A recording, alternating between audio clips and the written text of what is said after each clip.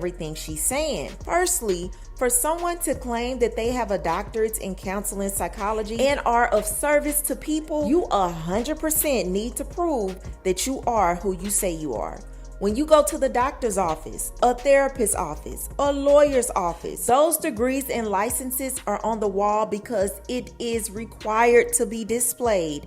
It is so the people they are serving can verify that this person is who they say they are before they put their health, their mental well-being, or their legal matters in their hand. And you cannot pay me to think that she does not know this. You have to constantly show that you are who you say you are in the field that she's in. And there's also a bunch of holes in her story as to why she can't show proof. So she claims she has a doctorate in counseling psychology from Argosy University. When you complete a doctorate, any doctorates, you are required to write a dissertation. Now, if you don't know, a dissertation is a massive research paper. People take years to finish this, y'all. This is not no light work, okay? It gets really, really difficult. A lot of people don't even finish, okay? This is not anything to play with, but it gets submitted into the National Public Database called ProQuest. Now, every dissertation from every accredited university in this country is in ProQuest, and it is searchable by anybody. You don't need a special login.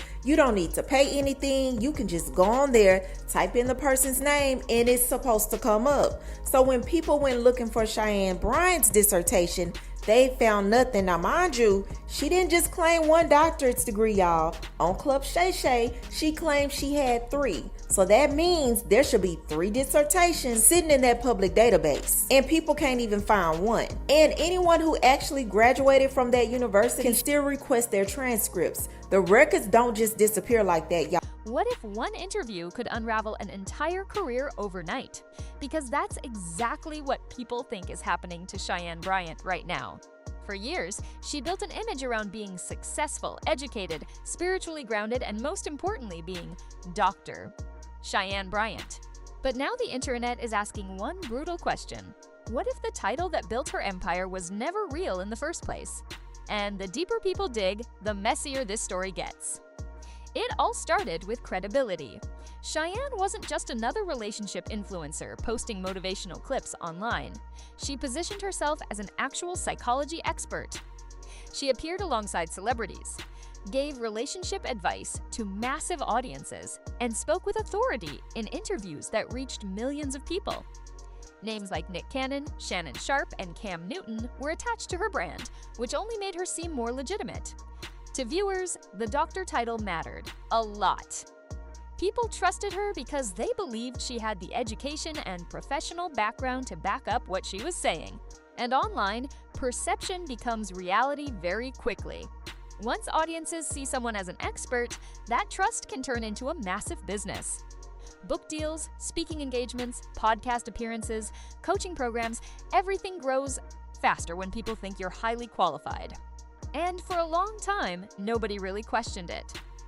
But then one podcast appearance changed everything.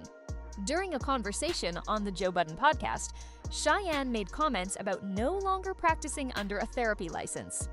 At first, it sounded casual, but online viewers immediately picked apart the wording. Some people were confused, others were suspicious. And within hours, clips from the interview started spreading all over social media. That's when internet detectives went into overdrive. People started searching for licensing information, educational history, old interviews, and archived websites. Basically anything connected to her background. And the more clips people found, the more questions started appearing. Especially after older interviews resurfaced where she claimed to have not 1 doctorate, but 3. Now suddenly, this wasn't just internet gossip anymore, because claiming multiple doctorates is a huge statement. People spend years, sometimes decades, completing even 1 doctoral program. So when viewers heard 3 doctorates, expectations instantly changed. Audiences wanted receipts, proof, graduation records, something concrete. Instead, they got confusion. And that confusion quickly turned into backlash. Social media users started comparing her interviews side by side. In one clip, she spoke confidently about her educational accomplishments. In another, people felt her answers became vague when specifics were requested. TikTok creators began dissecting every sentence. YouTube commentary channels started posting deep dives. Reddit threads exploded with theories, and then came the biggest issue of all, the missing records. Cheyenne later explained that the university she attended had allegedly shut down, making it difficult to retrieve official transcripts and documentation. According to her explanation, the records were no longer accessible through the institution itself, but critics online immediately pushed back. Because people pointed out that doctoral programs usually leave behind a massive paper trail: dissertations, research archives, graduation photos, alumni records, physical diplomas, former classmates, ceremony footage, something.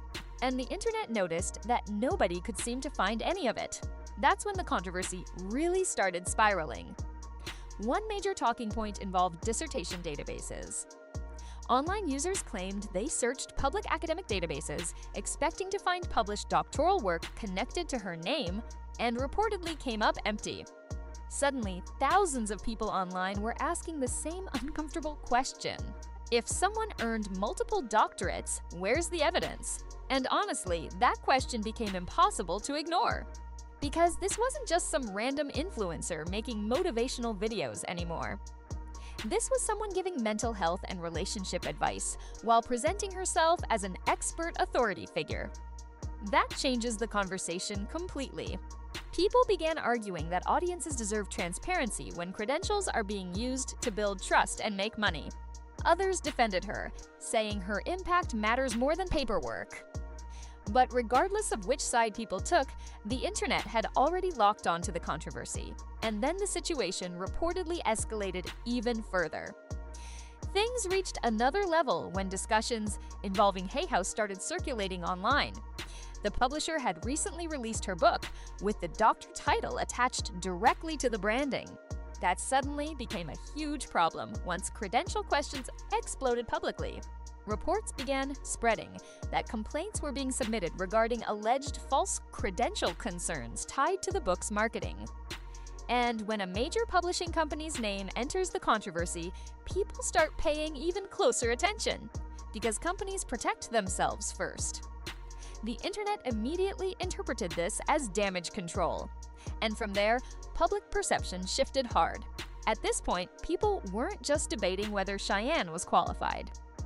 They were debating whether an entire public identity had been carefully constructed around claims that couldn't be verified. That's a dangerous place for any public figure to end up, especially online, because once social media decides there's a mystery to solve, things move fast. Every old clip gets analyzed, every interview gets replayed. Every statement gets compared against another statement, and algorithms love controversy.